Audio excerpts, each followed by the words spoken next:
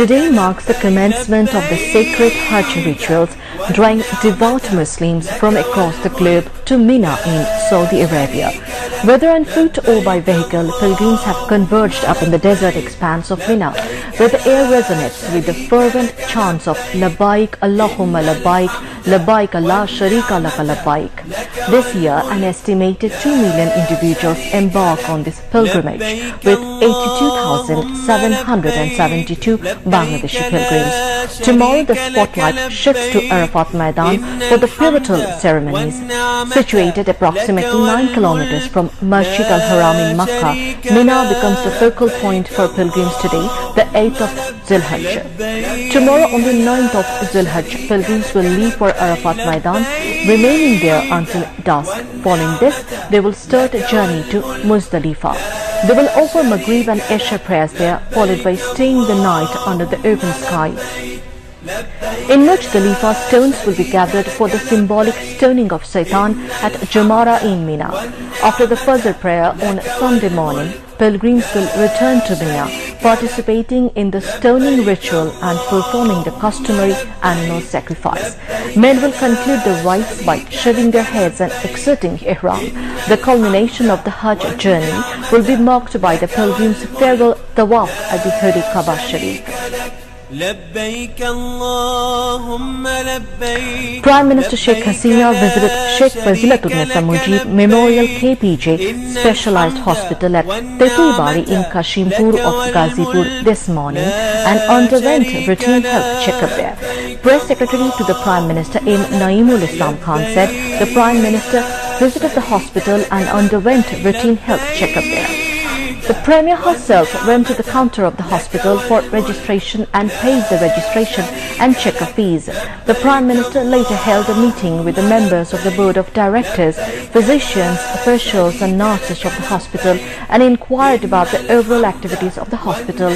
She also gave the authorities concerned necessary instructions regarding giving treatment to the patients accordingly.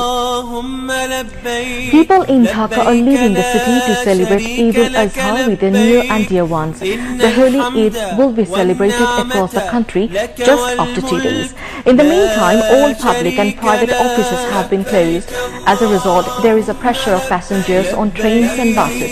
The special trains introduced on the occasion of Eid left Kamlapur railway station on time, said the authorities. The homebound people started thronging different bus terminals in the capital and Kamlapur railway station in the morning. Meanwhile, law enforcers remain alert to ensure smooth journey of homebound people.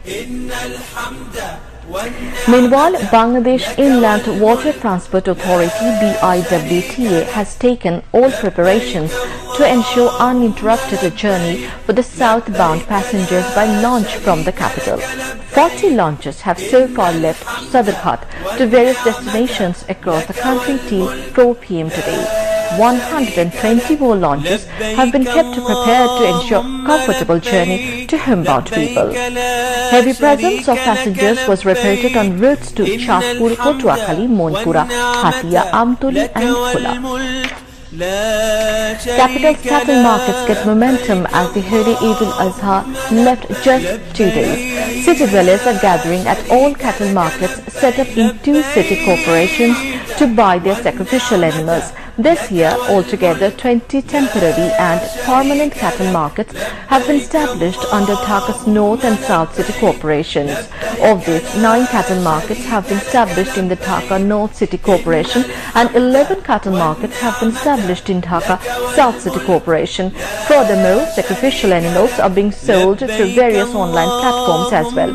Cattle traders said the recent spike in the price of livestock feed has contributed to the overall increase in cattle prices. They, however, said the sales of sacrificial animals are satisfactory so far. Meanwhile, the administration has taken enough security measures at all cattle markets in the capital.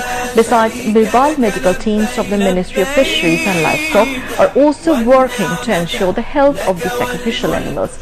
Fake currency identification machines have also been installed at all cattle markets. Road Transport and Bridges Minister Ubaidul Qadir said there is no traffic congestions on roads during the Eid journey despite the pressure of vehicles. He directed the authorities concerned to check cattle-laden vehicles as well as cattle markets that caused public sufferings. Ubaidul Qadir came up with the directive at a press conference at Awami League President's office in the capital's Dhanmondi today.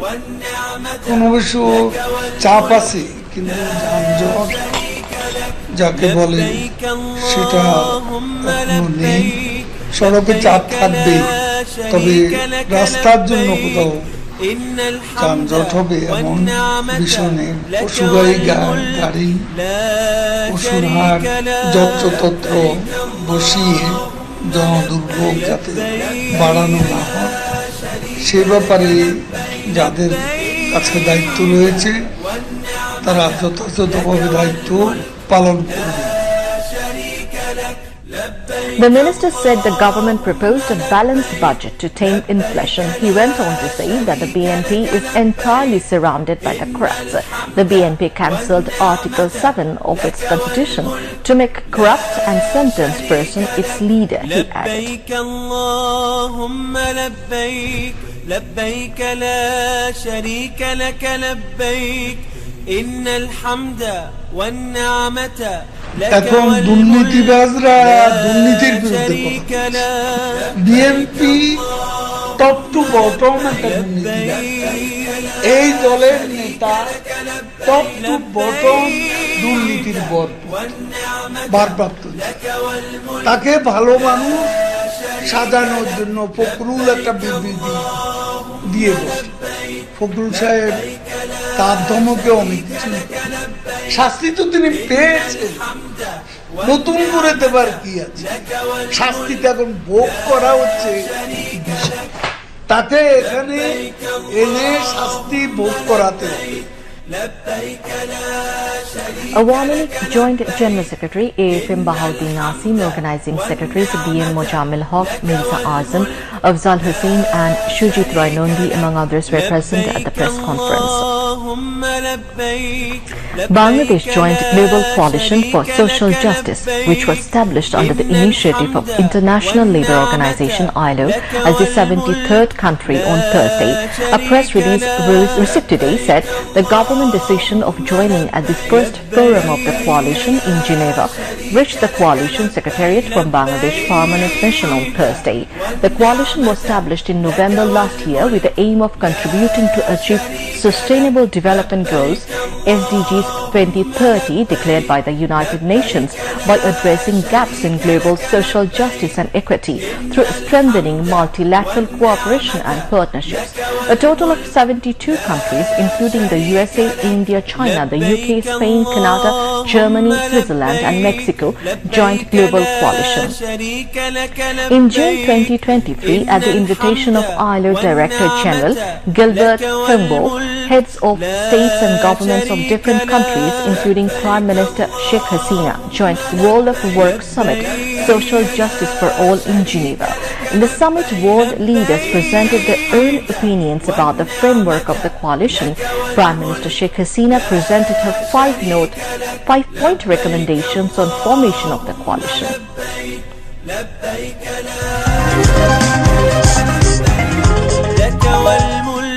لا شريك له لبيك اللهم لبيك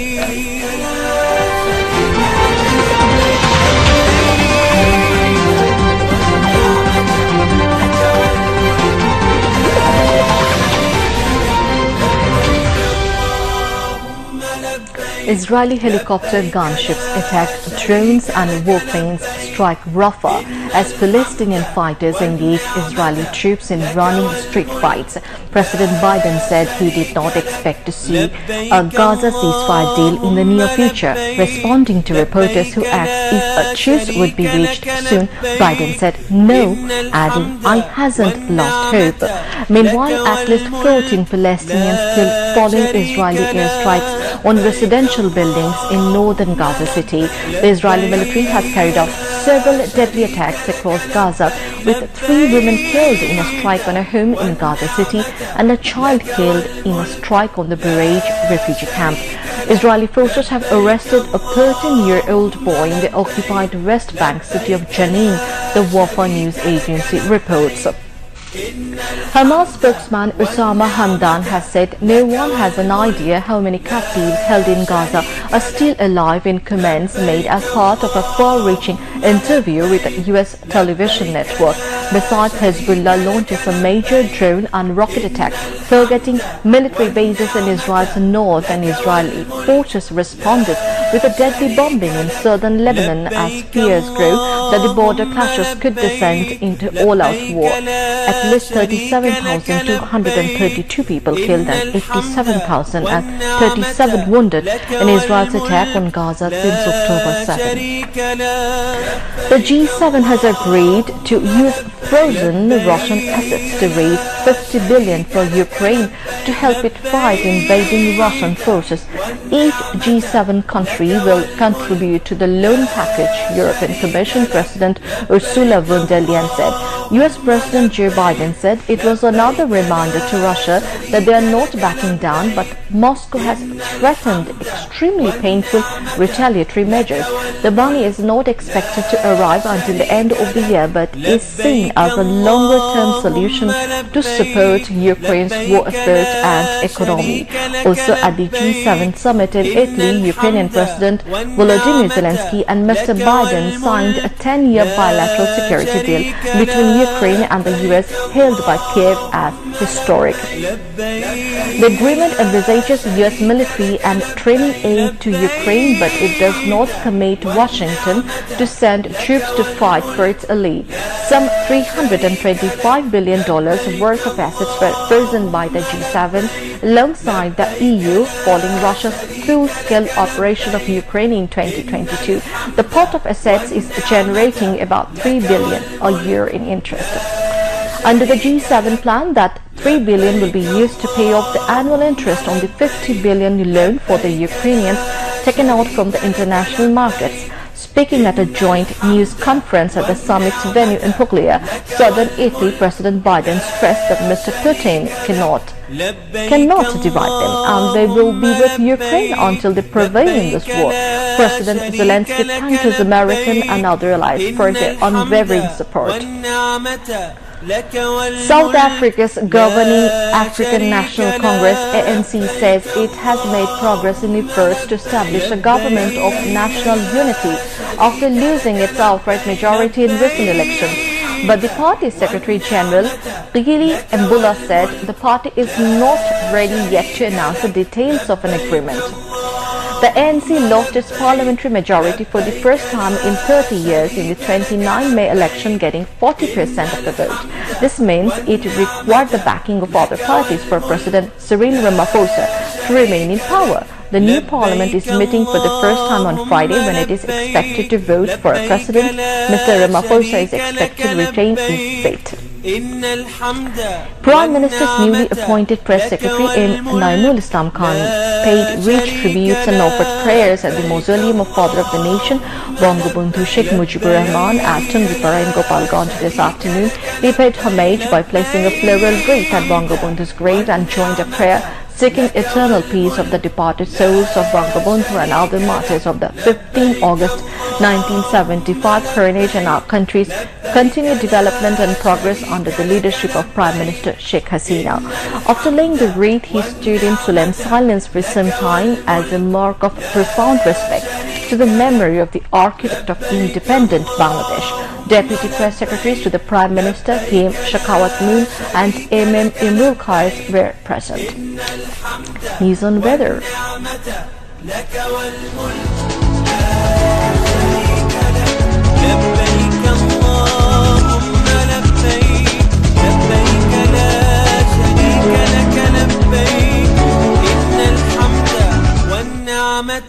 Met Office in its weather forecast till 6 p.m. tomorrow said light to moderate rain or thunder showers accompanied by temporary gusty rain is likely to occur at most places over Rangpur, Mymensingh and Sylhet divisions, at many places over Chattogram division, at a few places over Dhaka and Rajshahi divisions, and at one or two places over Khulna and Borishal divisions.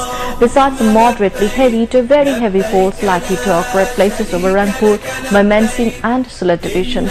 Night and day temperature may rise slightly over the country, said the office. News on sports. لبيك اللهم لبيك لبيك لا شريك لك لبيك إن الحمد والنعمة لك والملك لا شريك لك. The UEFA Euro 2024 is going to be started tonight in Germany. This is the 17th edition of Euro. Scotland will face favourites Germany in the opening match of the tournament. The Germans will host Scotland at the Allianz Arena in Munich at 1 a.m. Bangladesh Standard Time tonight. To end the bulletin, headlines once again.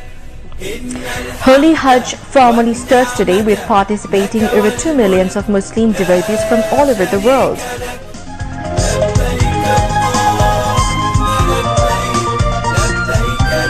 People still leaving capital to celebrate Eid with near and dear ones. All modes of transportation see full of passengers.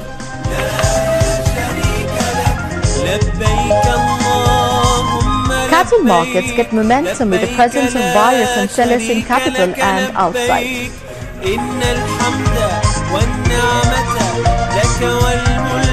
No traffic congestion on highways despite pressure of vehicles during Eid journey, says Obaidul Qadir.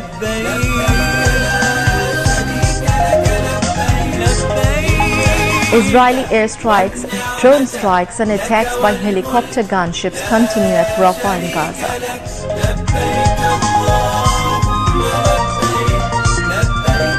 Euro 2024 football kicks off in Munich after a short while with a maiden match between Germany and Scotland. And that's all from the newsroom for the moment. Thank you for staying with us and we invite you to watch our 11:30 p.m. Bangla News. Until then, Khuda Hafiz.